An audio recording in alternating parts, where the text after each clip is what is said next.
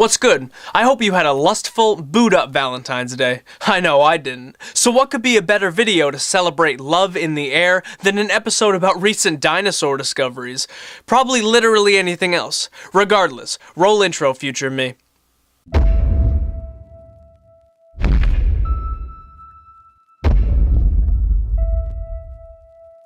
First things first.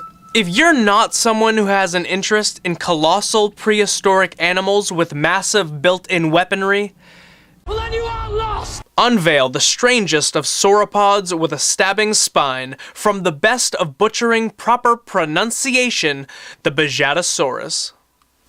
Let's break this down. According to UC Berkeley, smarter people than me, a sauropod is a four-legged herbivorous creature with a long neck. Sauropods also had long tails that some in the scientific community believe could have been used as makeshift whips. This type of dinosaur usually had nostrils positioned higher on its head, and its feet resemble thick trunks to support its massive body. In addition to being enormous, a sauropod could possibly have been pretty dumb.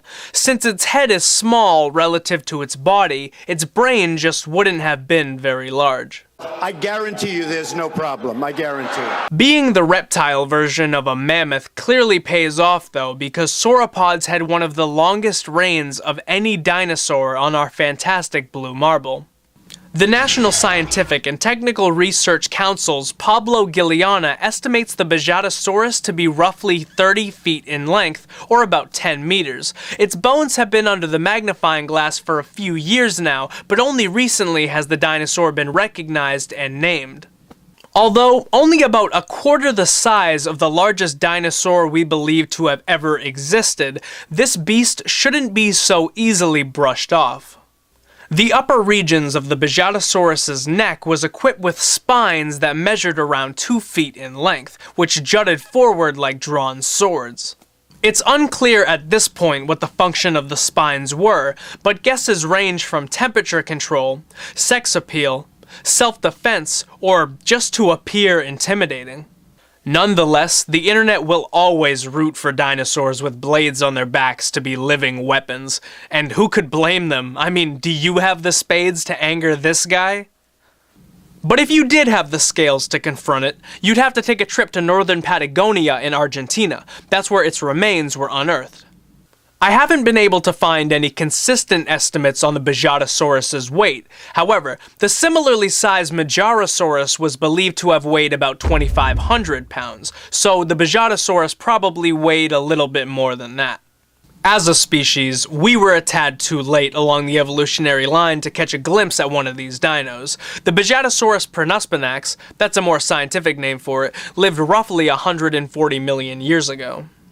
Let's gradually shift into our next topic, which is a true Valentine's Day gift to all dinosaur lovers this year, but more specifically, fans of the Titanosaur.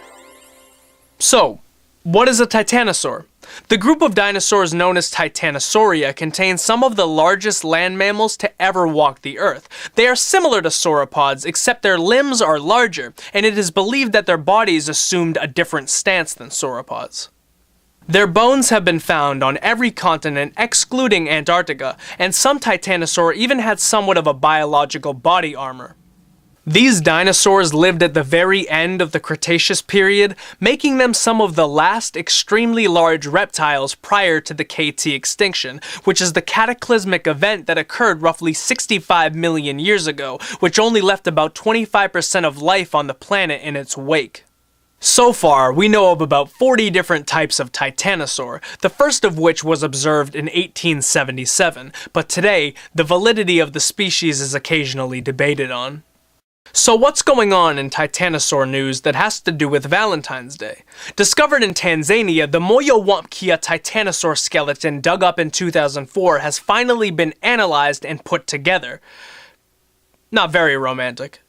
The riverbed that was excavated provided a fairly small yet nearly complete skeleton. Patrick O'Connor, an anatomy professor at the University of Ohio, stated that the specimen wasn't fully developed yet. Some titanosaurs could have weighed as much as 70 tons, which is just a few tons short of the space shuttle Atlantis. When putting all the bones from the Tanzanian find in their proper guesstimated anatomical position, the researchers took note that some of the tailbones resembled hearts, which is pretty sweet because they actually do.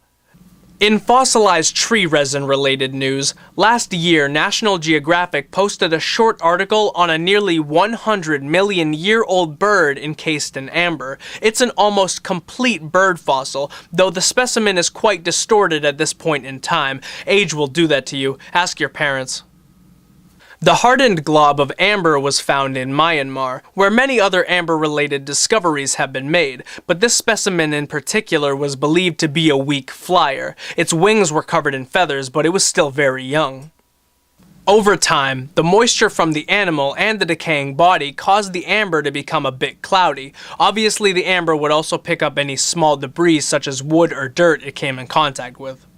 Weathering, as well as being covered by sediment for so long, caused the amber to become a bit squished, breaking the animal's bones. But at one point, while the bird was in better condition, it had teeth in its beak, which is a little bit scary. Interestingly enough, the bird has been accompanied by a cockroach within the resin for millions of years. They really missed an opportunity to name the bird Wally. Aw, opportunity. Too soon. Know that the most powerful tool for learning is interest. Let me know what piques your curiosity. Maybe I'll make a video about it. Wally 2020. Thank you for watching.